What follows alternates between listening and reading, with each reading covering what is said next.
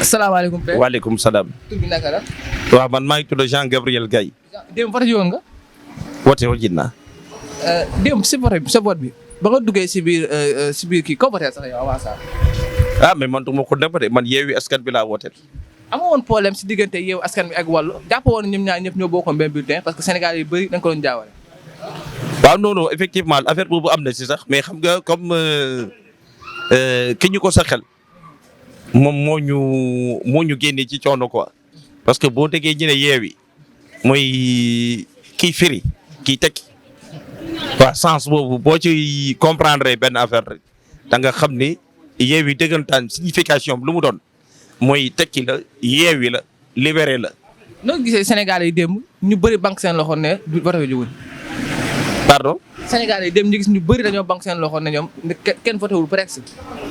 waaw mais parce que manque confiance bi moo amatul quoi parce que réew mi wóolutuñu ñi nga xam ne ñoo fi ne actuellement c'est ça le problème manque de considération bi en jeunesse sénégalaise bi dañ leen abandonné complètement donc du coup à chaque fois c'est les mêmes promesses dañuy ñëw ñu promettre la jeunesse sénégalaise ne bu ñu demee bay jël ndam li danañ def lii mais ci biir loolu jeunesse bi duñ ciy gis à chaque fois seen bopp xam nga loolu mooy andi problème bi mais bu fekkonte ne par exemple boo xoolee jamonoy Ablaye Wade c'était en 2000 la Ablaye Wade commencé man pour te dire la vérité franchement am naa 53 ans 2000 laa tekki parce que dañoo xeexal Ablaye Wade ba gagné li ñuy gagné il a tenu à ses promesses il a libéré la jeunesse sénégalaise s'il a commencé man gis la somme d'argent de 1 million ci sama loxo.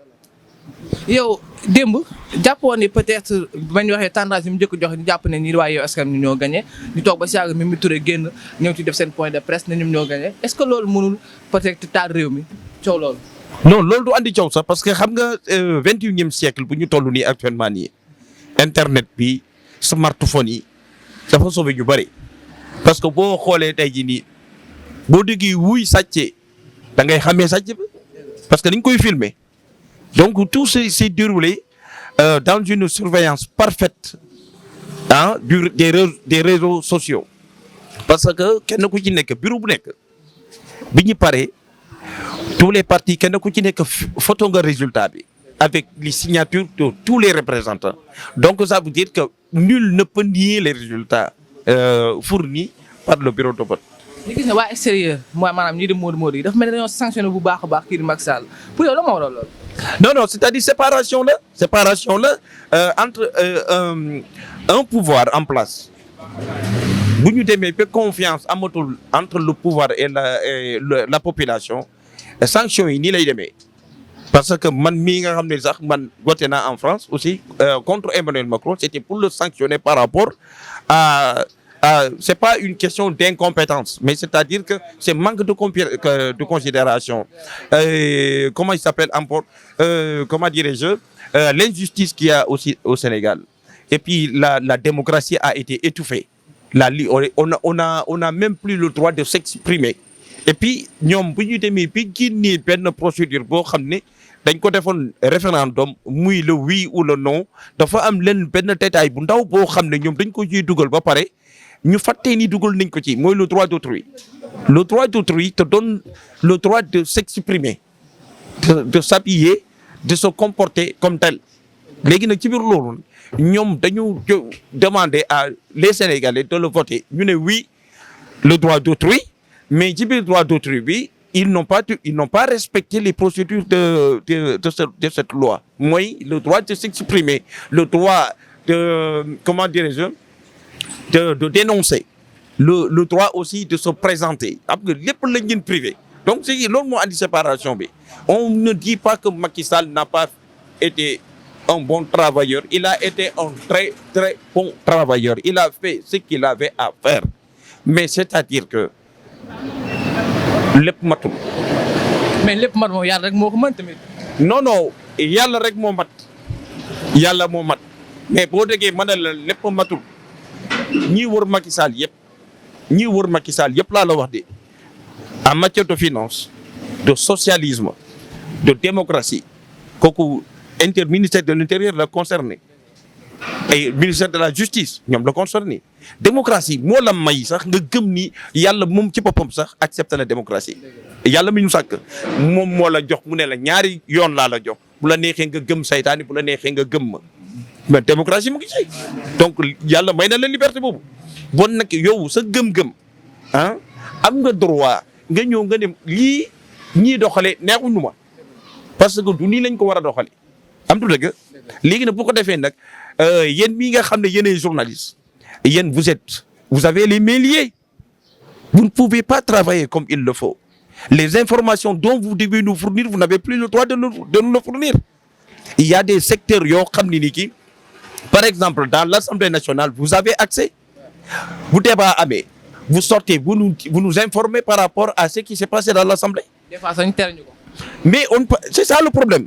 On est tenu d'être informé par rapport à ce qui se passe dans l'Assemblée nationale, les décisions qui ont été prises là-bas. Mais vous avez les mains liées, vous n'avez pas le droit. Boo ci waxee benn affaire dañ lay convoqué au commissariat jàppale en garde à vue ñu lié la ak beneen affaire boo xam ne ni ça n'a rien à voir ak sa profession yow. donc c'est démb tamit kii di Racine Talla génn bu mu génn RTS ne carrément.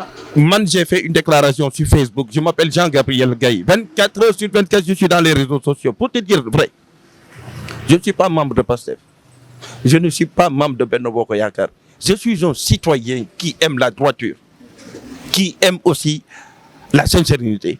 Parce que seule la sincérité nous mène sur le chemin de la vérité. Et cette vérité-là, elle s'appelle Dieu.